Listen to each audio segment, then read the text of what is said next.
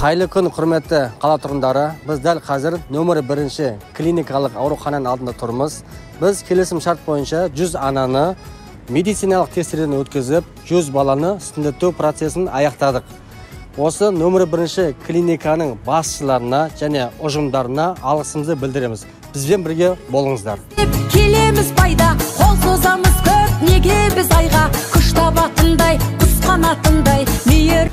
Сізге не істейтінін білесіз ба қазір? Білем. Не істейді? Не істейді? Автобус кешеді. Қорқпайсыз ба? Жақсы адамдарым, бақытты